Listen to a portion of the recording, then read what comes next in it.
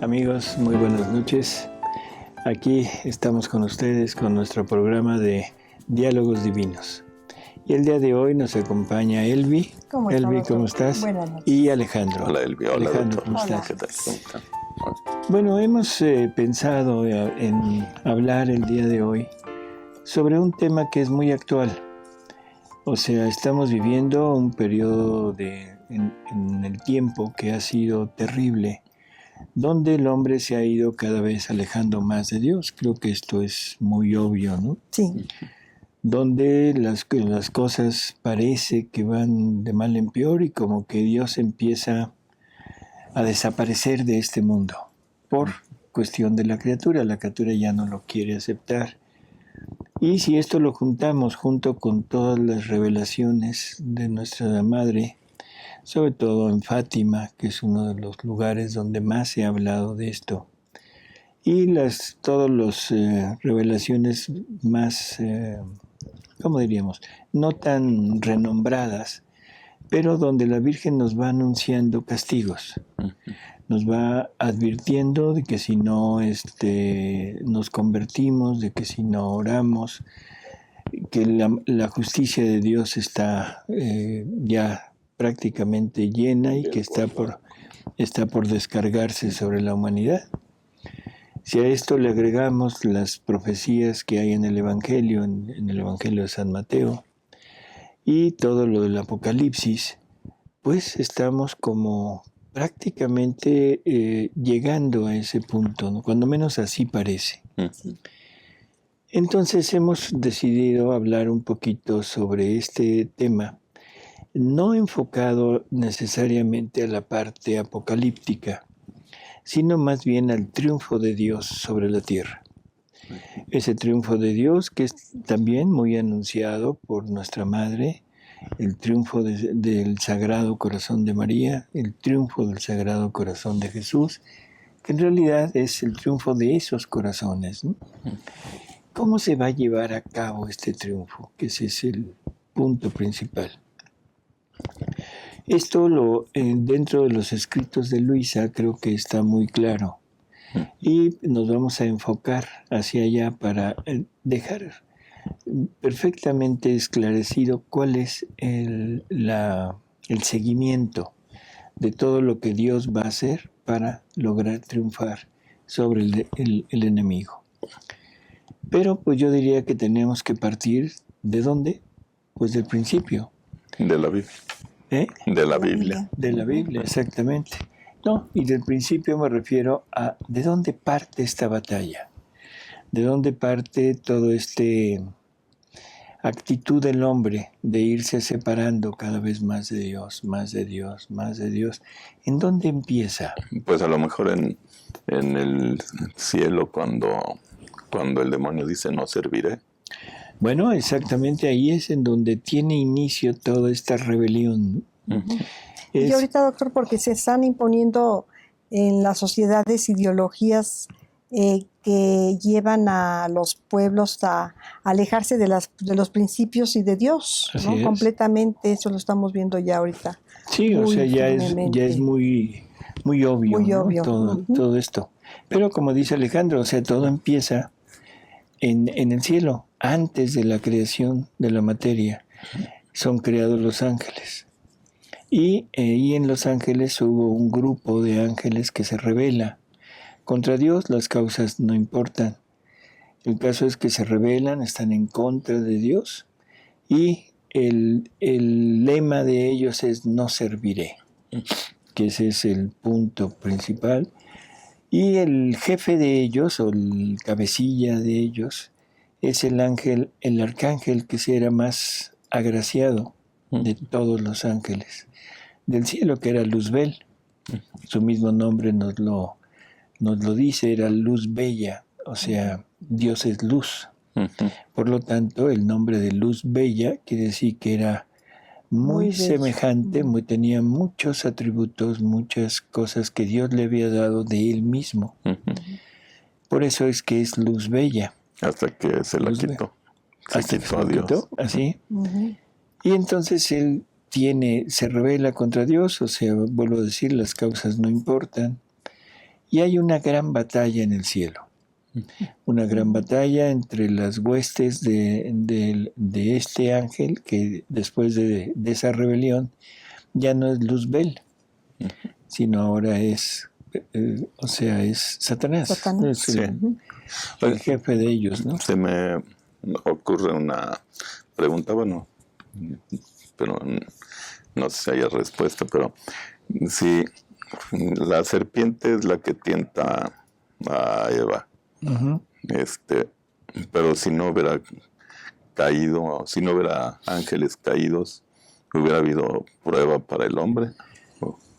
Sí, pero yo creo que hubiera sido más sencilla, porque aquí el problema fue que el Satanás, que se prefigura en la serpiente, es el que está estimulando el deseo de rebelarse contra Dios, y todo esto por medio de seducción, por medio del engaño. Y Eva, que no vivía en la divina voluntad, o sea, es presa de toda esta astucia de Satanás, que la va envolviendo y la va llevando hasta la rebelión a Dios. Y luego ella es la encargada de ir a seducir a Adán. O sea, Satanás no se le podía acercar, el demonio no se le podía acercar a Adán, porque Adán estaba recubierto con la coraza de la divina voluntad, de la vida divina. Entonces la prueba de Adán estaría en Eva. Eva sí se le puede acercar, lo tienta desde su naturaleza humana, y ahí es cuando Adán cae, ¿no? Pero pues el principio de esta rebelión está prácticamente en Satanás. Satanás es el que se presenta como el seductor. Eva tiene de todas las culpas, la de imprudencia, la de curiosidad, la de glotonería, la de soberbia, la gula espiritual, en fin. Pero el punto era Satanás. Ahora, en esa batalla que se lleva en el cielo, o sea, es una batalla, pero una batalla de voluntades. Generalmente acostumbramos poner a San Miguel Arcángel, que es el que encabeza las huestes de Dios y el ejército de Dios, y lo solemos representar con armas humanas. O sea, con una lanza atravesando a Satanás. Pero en realidad esto es simple iconografía. Pero el punto es, la guerra era una guerra de voluntades. Los ángeles rebeldes tratando de convencer a los ángeles fieles de que no obedecieran a Dios. Y los ángeles fieles tratando de convencer a los malos de decir, ¿quién como Dios? Y es justo y necesario el obedecerlo, el seguirlo. Entonces era una batalla en que se trataban de convencer uno a otro. Cosa curiosa es como en la actualidad nosotros, ¿no? O sea, platicamos de cualquier tema y tratamos de convencer a la otra parte de lo nuestro. Y un vicioso también trata de convencer a otras personas de su vicio. De su vicio y todo, así es. Entonces llega un momento en que dice la escritura en que ya no se encontró lugar en el cielo para el demonio. ¿Qué quiere decir? O sea, ¿qué querrá decir? Que no se encontró un lugar. Que el demonio ya no cabía ahí, porque ya él había desobedecido a Dios, entonces ya tenían que arrojarlo de ahí, ¿no? Ya no era su lugar. Pero más bien nos están dando a entender que ya llegó un momento en que la decisión que tomaron todos los ángeles fue definitiva, porque ese tiempo era la prueba. Llega un momento en que los ángeles deciden en definitiva si están con Dios o están contra Dios. Y de ese momento en adelante ya no hay forma de que puedan cambiar. Por lo tanto, el demonio ya no tiene nada que hacer en el cielo. Porque ahí sí está el reino de Dios. Ahí sí está el reino de Dios. Y ya no había a quien tratar de convencer. Por eso es que ya no se encontró lugar adecuado para él. Y es arrojado a la tierra. Ujú. Hay un pasaje, o sea, en el Apocalipsis, no sé si nos lo quieran leer, Creo que sí, en donde... en que dice que fue arrojado y que ay de la tierra, se oyó una Ujú. gran voz que decía ay de los moradores de de la la tierra tierra, y del mar, porque ¿sí? el diablo ha descendido a vosotros. Han realizado también su trabajo, que han logrado ofuscar la conciencia de toda la familia humana. Vivimos en un mundo... Es- este es Ujú, el punto, y eso está ujú, en el libro del Apocalipsis, en el capítulo 12, en el versículo, sí, en el capítulo capítulo 12, 12. Ujú. versículo 7. Así que, en términos generales, este era el punto central. Ay de los moradores de la tierra, porque el demonio fue arrojado para continuar su batalla, pero ahora aquí. ¿Qué es lo que viene a hacer? Lo mismo que hizo en el cielo. Tratar de convencer a los seres humanos de no No estar con necesitan a Dios Dios. Ujú, y ser claro. rebeldes a Dios. Ujú. Es por Y eso, doctor, que ahora se prohíbe a Dios en las escuelas, en las oficinas, así es, se difama a nuestra Madre Santísima y tantas cosas, ¿no? Es exactamente. el O sea, proaborto, bueno, todo lo todas esas que, cosas. Ujú. todo lo que nos ha ido imbuyendo en la mente es rebelión a Dios, ¿no? Ujú. Si vemos todo lo que está mal, va en contra totalmente de la ley de Dios. Empezamos con qué? Con las cosas más triviales. Sí. ¿Cómo sería la salida de la mujer al trabajo? La época de la industrialización, en que la finalidad es destruir el hogar, Núcleo familiar. Ujú. la familia. Ujú. El punto de sostén de la familia siempre era la mujer, porque la mujer era la que estaba en La casa, casa. Ujú. la que estaba al cuidado de los hijos, en fin. Ujú. Saca a la mujer de ahí y empieza a desbalancearse esta relación. Después de eso sigue ¿qué? El divorcio, o sea, separando familias. Y posteriormente pues llega esta parte del casarse nuevamente, el tener una doble vida marital, en que se está entrando o en el adulterio, ¿sí? En la fornicación, en fin, De muchas es ir cosas. tratando de desvirtuar todo lo que Dios había creado. Y principalmente deshaciendo a la familia, ¿no? Pues yo Así creo que es, ahí el sale el ataque es a la demonio, a la familia. familia. Así es. Después viene la negación a la maternidad, que ese es otro punto importante, la negación a la maternidad y la búsqueda incesante del placer desde el punto de vista carnal. Y no me refiero nada más a la parte sexual, sino en todos los aspectos, ¿no? Ujú. El punto era diviértete, goza, vive, no tienes más que esta vida y sigue y El sigue placer de todos los sigue sentidos, ¿no, doctor? desvirtuando Ujú. todo lo que es Dios. Ujú. Al cabo del tiempo, o sea, llegamos a nuestra época y en nuestra época pues ya ni hablar, ni qué decir, ¿no? Claro. O sea, Ujú. creo que todo el mundo tiene muy consciente qué es lo que está pasando. Ujú. Así que también no Está creo que muy haya grave. necesidad. Ujú. ¿Qué es lo que va a pasar? ¿Hacia dónde vamos? ¿Hacia la derrota total de Dios? No, ¿O hacia No. un basta de Dios. hacia Sea un basta de Dios? Ujú. ¿Cuál será ese basta de Dios? ¿Cómo se llevará a cabo? Pues yo creo que a través de nosotros que estamos aquí en la Divina Voluntad, puedo decir que a través de la Divina Voluntad, con todos los conocimientos de la Divina Voluntad. Así es. Eso es lo que va a poner un alto, un freno a todo eso, ¿no? Pues sí, eso es exactamente lo que va a suceder. Se va a poner un alto, ¿sí?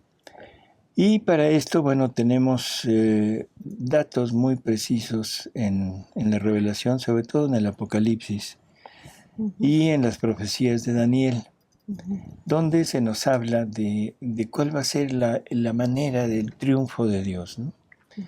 Si recordamos en las profecías, en las visiones de Daniel, lo de las 4 bestias, y un poco después donde él ve a un anciano de pocos días, o sea, con la cabellera blanca, barba larga, blanca, que se ve luego que es la figura del Padre, que le da el poder a alguien como hijo de hombre, ¿sí?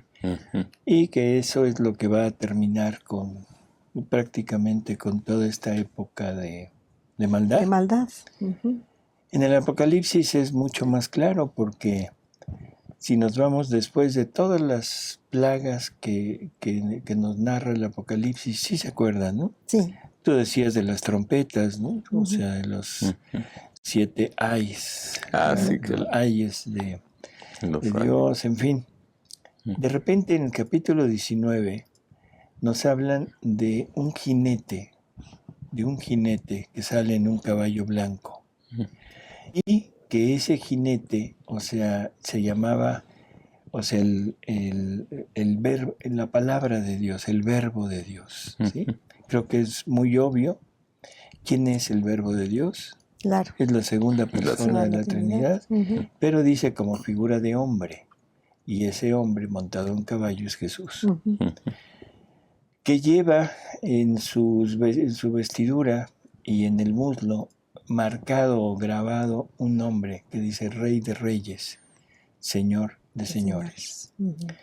Y este es el encargado de llevar la batalla contra la bestia, y el falso profeta, que nos dice en ese mismo capítulo que son arrojados vivos en un lago de fuego. Se supone que es el infierno, condenados.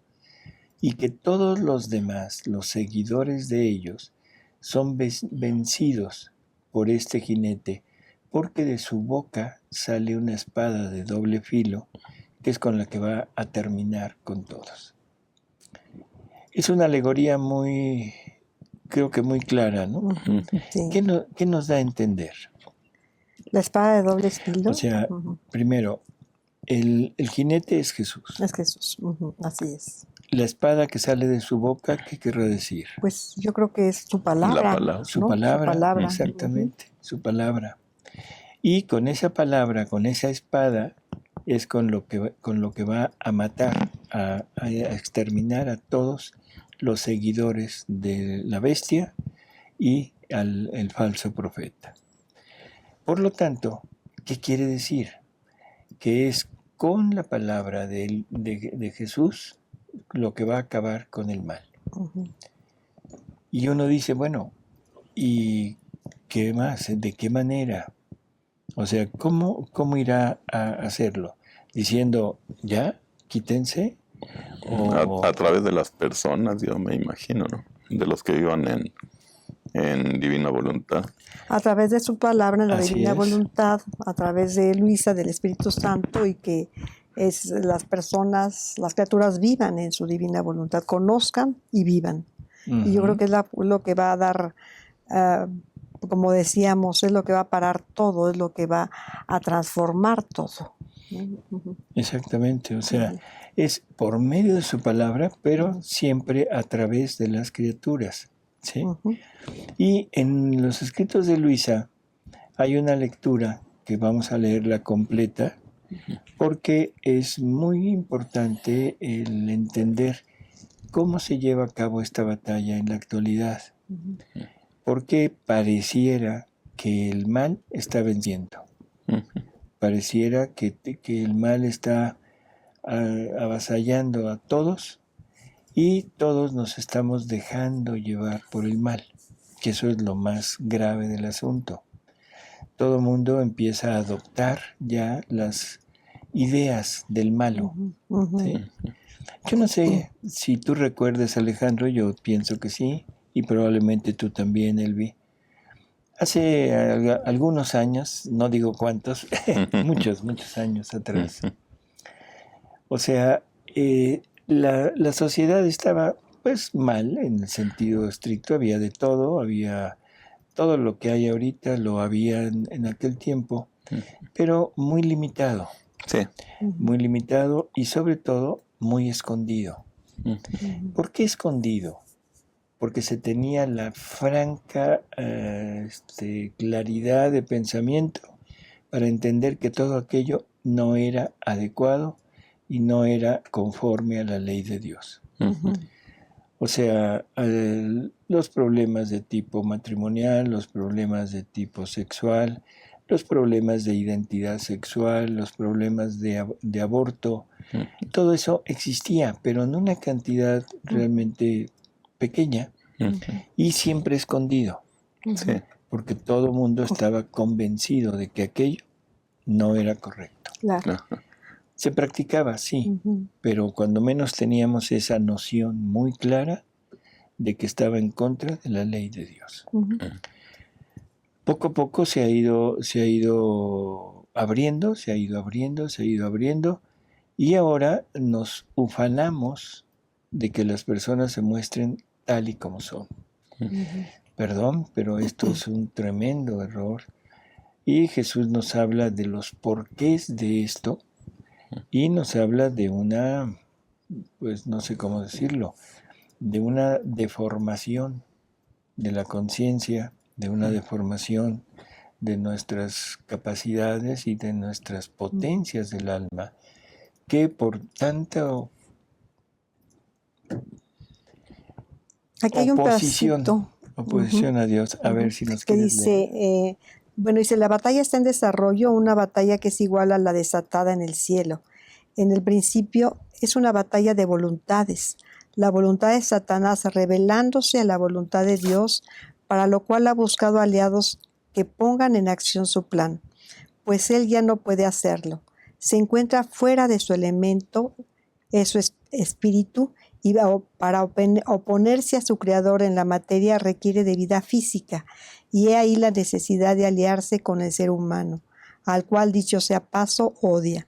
La voluntad, inteligencia y memoria del hombre, tres potencias del alma, engañadas por los halagos del enemigo de Dios y su propio enemigo, se suman a su empresa, entonando el lema de ellos, resonando desde entonces en la tierra aquel no serviré, dicho en el cielo, el cual se ha extendido hasta nuestros días, siendo esto la causa de todo el mal que estamos sufriendo.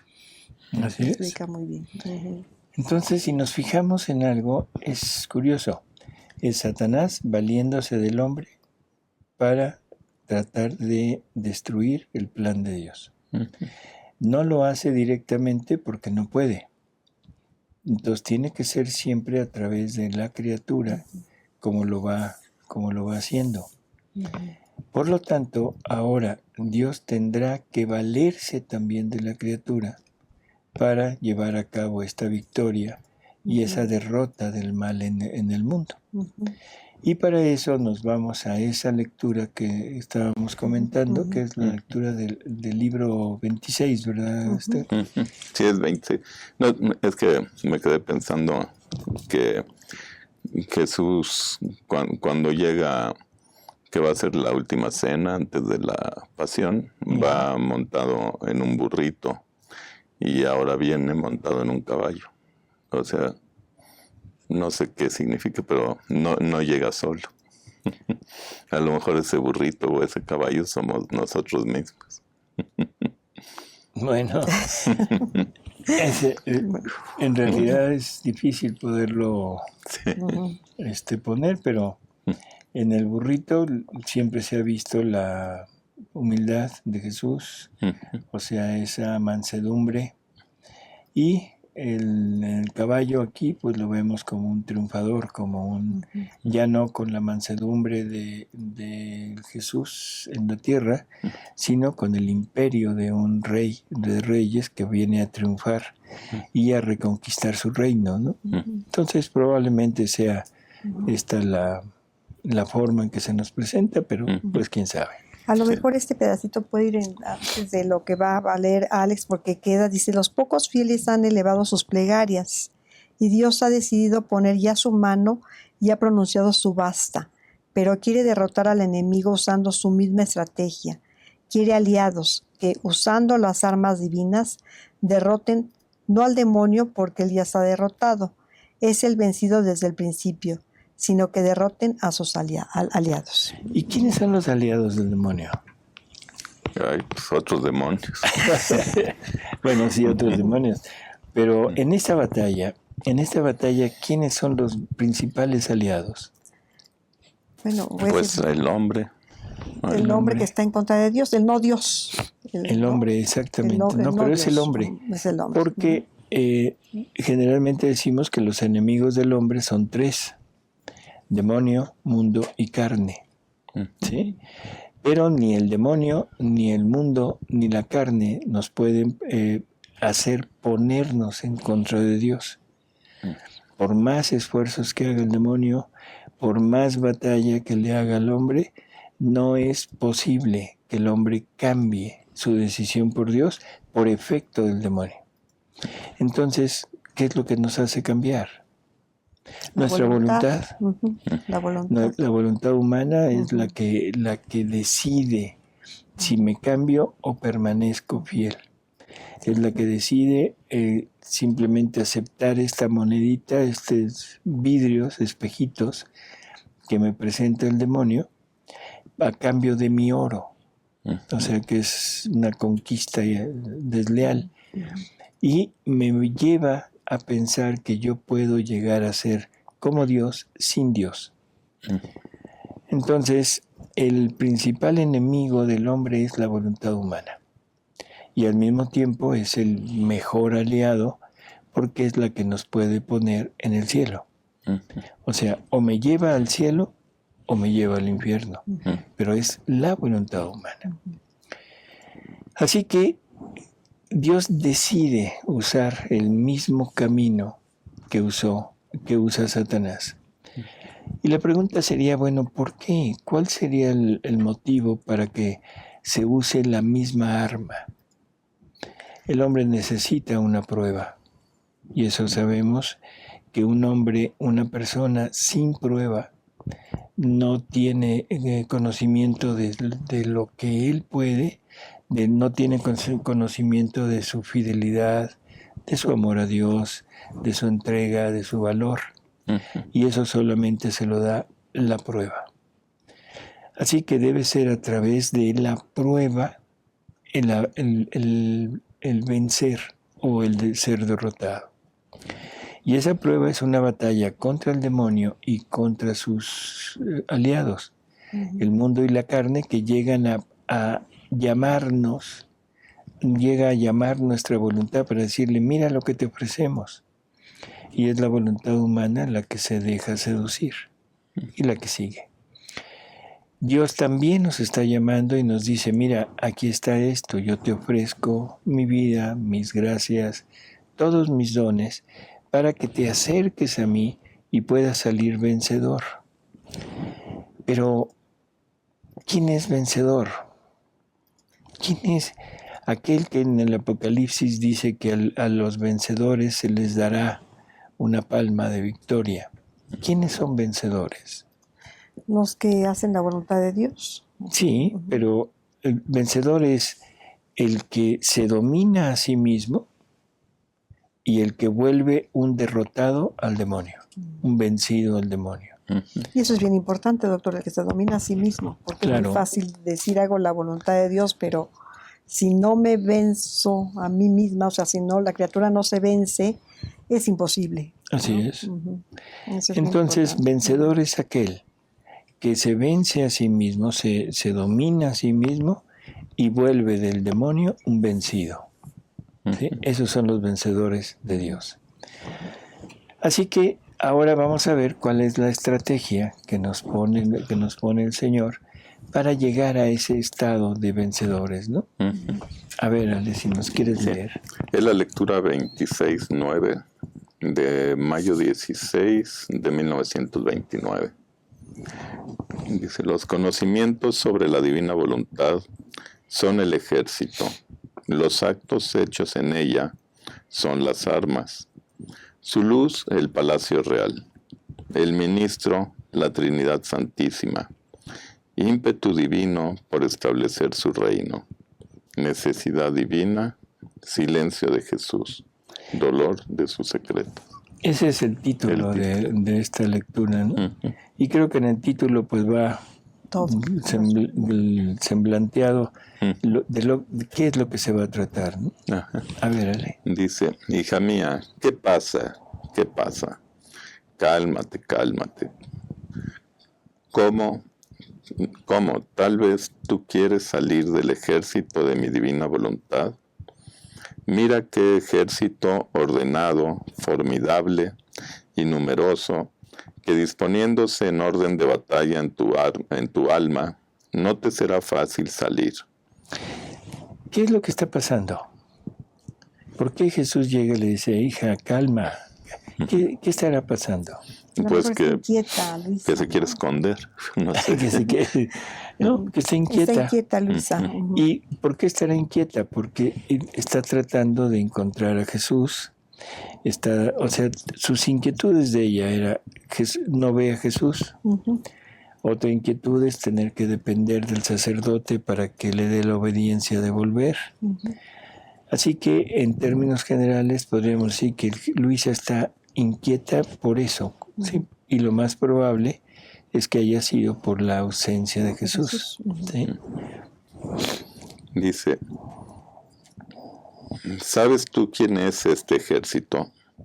Todos los conocimientos sobre mi divina voluntad. Porque ella, habiéndose formado su palacio real en ti, no podía estar, ni era decoroso, estar sin su ejército. Este ejército lo hemos sacado de nuestro seno divino para cortejar, defender, y están todos atentos para hacer conocer a todos quién es nuestro fiat, su rey divino. A ver. El ejército divino, las verdades. ¿Por qué ejército? Son las que van a combatir a todo el mal. Esas verdades van a tapar, más bien a quitar el velo a las no verdades, ¿no? Así es. Nos van a hacer descubrir la verdadera verdad, por decirlo así. O sea, las verdades divinas son luz que nos hacen entender quiénes somos, quién es Dios, qué ha hecho Dios, qué hemos hecho nosotros. O sea, nos van a dar el conocimiento de toda la obra divina. Y a través de ese conocimiento es como puedo recapacitar y decir, estaba yo en un error. El mejor ejemplo que tenemos, así visto, pues es San Pablo. San Pablo, un hombre educado dentro de la sinagoga, con toda la pureza de su enseñanza llevada a vida, y que se dedica a perseguir a los cristianos. O sea, ¿por qué? Porque estaba convencido que los cristianos era una secta que estaba atentando contra Yahvé. Entonces es un hombre íntegro, un hombre de cabal, que sigue el impulso de su religión. Y cuando Jesús se revela ante él, ¿qué le dijo? Las verdades. Claro, las verdades. Porque me persigues, claro. Porque me persigues, yo soy fulano. Y lo lleva al tercer cielo, eso es lo que nos dice el mismo San Pablo. O sea, le revela cosas, le da el conocimiento, y eso es lo que hace que San Pablo dé un vuelco de 180 grados, y ahora todo aquel ímpetu hacia la religión de la sinagoga se vuelve hacia la iglesia de Cristo, ¿no?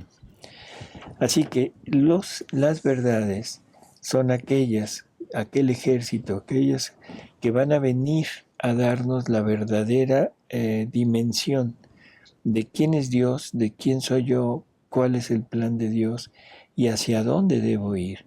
Y algo más, quién es el otro. Porque indirectamente nos van a hacer conocer quién es el otro. Claro. Bueno, teniendo esto en mente, entonces ahora ya entendemos que las verdades divinas son las que van a iluminar a todo el mundo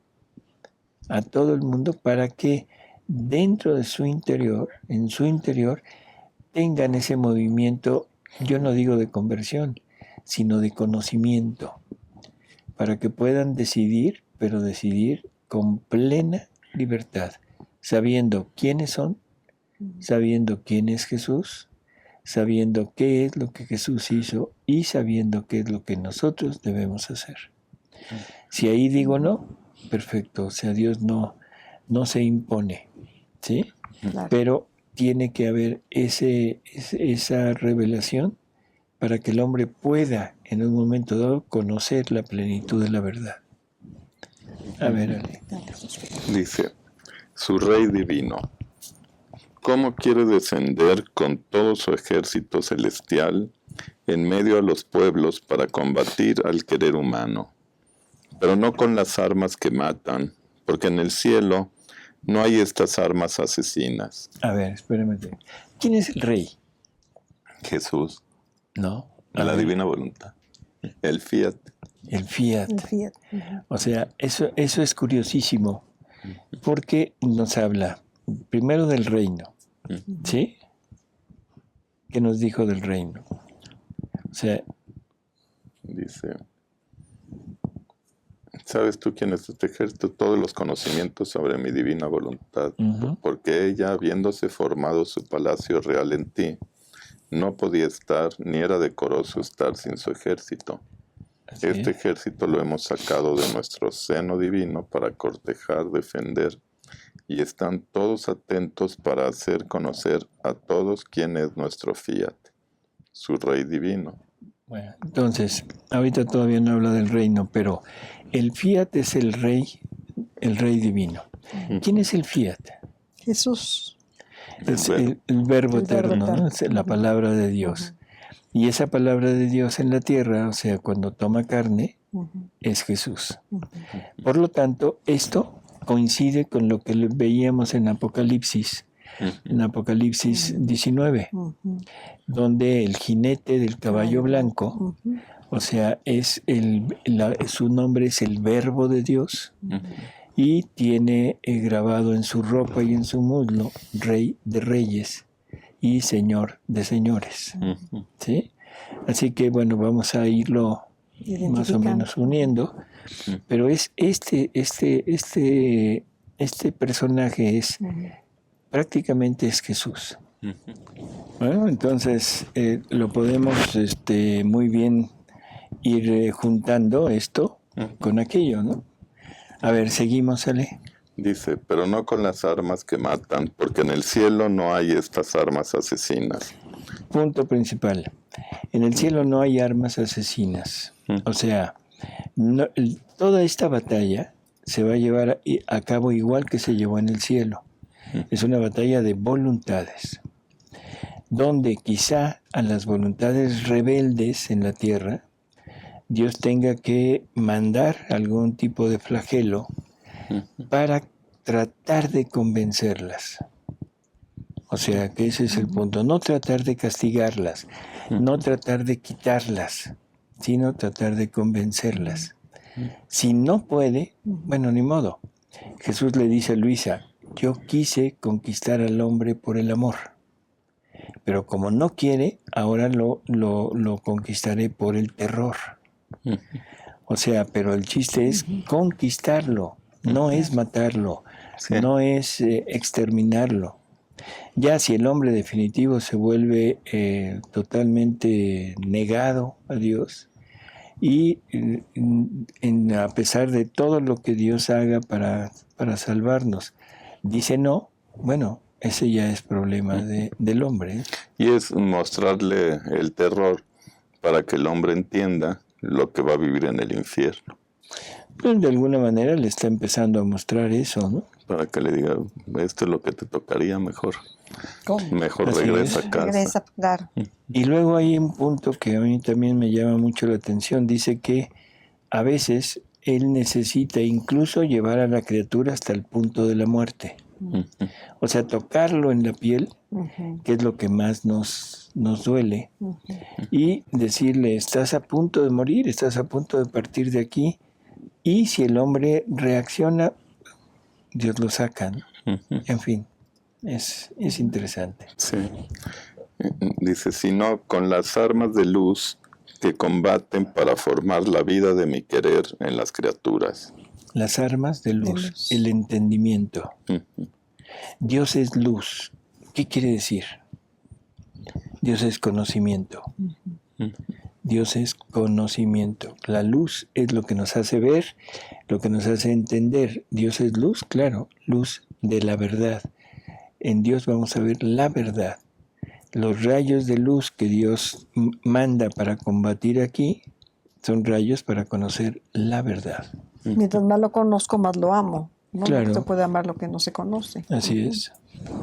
Dice, armas de luz que combaten para formar la vida de mi querer en las criaturas. Ahora, tú debes saber que las armas de este ejército son los actos hechos en mi divina voluntad. Mira cómo es bello. El palacio real es la luz de mi fiat. A ver, es que esto hay que irlo poco a poquito. Las armas para que este ejército pueda ir a pelear son nuestros actos. Qué cosa tan curiosa. Sí. ¿Por qué? Porque es a través de llevar a cabo el acto divino que nos comunica por medio de su verdad, es como ese acto se convierte en una vida divina que sale de uno y puede ir a penetrar en los demás para llevarles esta verdad, ¿sí? Y hacerles guerra en su interior. Si no tiene el arma mía, el arma de mi acto, esa verdad, ese ejército, ese soldado, no tiene la capacidad de ir y penetrar en los demás. O cuando menos Dios se quiere valer de nuestros actos como armas, que ya lo dijo ahorita, ¿no? Y segundo, o sea, la luz. ¿Qué es la luz según esto? Los conocimientos, ¿no? Sí, pero... Dice, con las armas de luz que combaten para formar la vida de mi querer en las criaturas. Así es. ¿Y luego? Ahora tú debes saber que las armas de este ejército son los actos hechos en mi divina voluntad. Mira cómo es bello. El palacio real es la luz de mi fiat. El palacio real es la luz de mi fiat. ¿Cuál es el palacio real? El querer divino. El querer divino es el palacio real porque es la verdad. Es todo lo que Dios ha hecho y es la verdad absoluta. Esa es la luz. Ese es Dios y ese es el palacio. Ahora, dentro de ese palacio está el rey. Dice, el rey que domina es mi querer. O sea, ahí está todos sus actos y el fiat, como había dicho anteriormente. ¿Sí? Luego. El ministro, la Trinidad Santísima. Este es otro punto interesantísimo. Nosotros siempre hemos tenido el enfoque de que la Trinidad es como el punto, es Dios. La Trinidad es Dios. Sí. Pero se nos olvida que son tres personas distintas en un solo Dios verdadero. Y ese solo Dios verdadero es el punto central, que se vale de tres personas para llevar a cabo sus acciones de la divinidad. Por lo tanto, el punto principal es la divinidad. Lo que la divinidad hace es el querer divino. Ese es el acto, pero ese acto tiene que ser llevado a cabo a través de tres personas, que son los ministros. Porque el ministro de cualquier parte lo que hace es lleva a cabo todo lo que el rey o el dirigente tiene en mente hacer. Los ministros son los encargados. Por eso es que ese punto es como muy fino para entender. La luz es el reino. ¿Sí? El fiat y el querer divinos es el rey. El ministro es la Trinidad. Y el ejército son las verdades. O sea, es como una cosa que hay que ir entendiendo para saber dónde andamos, dónde nos movemos, ¿no? Sí. Dice, el ejército, sus conocimientos. Las armas, tus actos hechos en él. Porque conforme tú tenías el bien de conocer un conocimiento suyo y obrabas en virtud de él, en mi fiat formabas las armas en las manos de cada conocimiento, para dar la vida de este conocimiento a las otras criaturas. Pero no es todo aún. Cada conocimiento posee un arma diversa la una de la otra. Así que cada conocimiento que te he dado sobre mi divina voluntad posee un arma especial y distinta. ¿Quién posee el arma de la luz para iluminar, calentar y fecundar el germen de mi fiat? ¿Quién posee el arma de la potencia vencedora que domina e impera? ¿Quién el arma de la belleza que rapta y conquista? ¿Quién el arma de la sabiduría que ordena y dispone? ¿Quién el arma del amor que quema, transforma y consume? ¿Quién el arma de la fuerza que arroja por tierra, hace morir y hace resurgir en mi querer divino? En suma, cada conocimiento mío es un soldado divino que, manifestándose a tu alma, se ha hecho poner en sus manos por ti el arma de cada oficio que poseen. Mira qué orden tienen, cómo son atentos a su oficio y a manejar el arma que cada uno posee para disponer y formar el pueblo del reino de mi fiat divino. ¿Cuál sería toda esta secuencia? Nos da una verdad, que es el soldado, y con esa verdad yo empiezo, por ejemplo, a pensar, y pienso a través de esa verdad. Le estoy entregando a esa verdad el arma del pensamiento. Y con esa arma va a ir a atacar el pensamiento humano. Le doy el arma de mis actos. Entonces con esa arma va a ir a atacar los actos de los demás. Y así, uno por uno, dependiendo de cómo lo que vayamos ejecutando con estas verdades, es el arma que le estamos poniendo en la mano a esa verdad. Por lo tanto, de ahí la importancia enorme de hacer vida en la divina voluntad, no actos.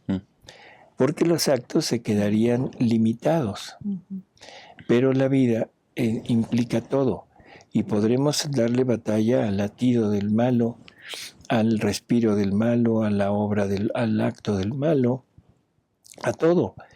Así que la mejor forma de estar seguros de que esta batalla se gana es llevando a cabo vida divina, no actos, sino vida divina. Dice, este ejército y estas armas poseen la virtud prodigiosa de lo infinito, de modo que se difunden por donde quiera, y donde hay una luz, aún pequeña en las criaturas, combaten con armas de luz contra las tinieblas del querer humano, para eclipsarlo y darle la vida de mi fiat. Y donde hay un germen de potencia o de fuerza, corre el soldadito divino con su arma de la potencia y de la fuerza para combatir la potencia y fuerza humana, de hacer resurgir la potencia y la fuerza de mi divina voluntad. Este ejército tiene el arma opuesta a todos los actos humanos para combatirlos, para hacer resurgir sobre el acto humano el acto de mi querer divino. Por eso, hija mía, es necesario que tú permanezcas en mi divina voluntad para formar armas suficientes, con tus actos hechos en ella, el gran ejército de sus conocimientos. Si tú supieras cómo este ejército espera con ansia las armas de tus actos en sus manos para mover batalla y destruir el pobre reino del querer humano, y edificar nuestro reino de luz, de santidad y de felicidad, mucho más que yo estoy en ti, en la gran morada de mi divina voluntad, en medio a mi ejército, con el continuo consejo del ministro de las divinas personas, como reproductor de nuestras obras, porque nosotros somos el ser obrante, y donde estamos queremos obrar siempre, sin cesar jamás. Por eso es de necesidad que tú estés siempre en nuestro fiat para unirte a nosotros en nuestro continuo obrar, y darnos el campo de siempre obrar en ti, porque es propiamente esta la señal del obrar divino, obrar siempre, siempre, sin cesar jamás. Hija mía, si tú supieras qué ímpetu de amor siento, porque quiero establecer el reino de mi divina voluntad sobre la tierra, para realizar el único fin por el cual fue creado el hombre, todo lo que ha sido hecho por las divinas personas, desde que fue creado el mundo, y lo que haremos, nuestro principio será siempre aquel, no lo dejaremos jamás, que el hombre regrese a su herencia del reino de nuestro fiat que nos rechazó. Bueno, pues creo que es una lección muy clara, es una lección donde se nos muestra exactamente cuál es esta batalla que se va a desarrollar y cuál es el modo de vencerlo, ¿no? Así que, pues amigos, aquí está planteado ¿cómo decir? Este terreno, esta estrategia, que todo depende de nosotros. Ese mal que hay afuera será vencido por la palabra de Dios, ese jinete de caballo blanco con la espada en su boca, pero esa espada es la palabra, y la palabra entrará en nosotros, dará a luz actos divinos que son las armas para vencer a los demás. Amigos, muchas gracias por estar con nosotros. Alejandro, gracias. Elvi, muchas gracias. Gracias, doctor. Y nos vemos la próxima semana. Claro que sí. A seguir leyendo el libro del cielo y pedir porque el reino se extienda. Gracias. Hasta luego. Hasta luego.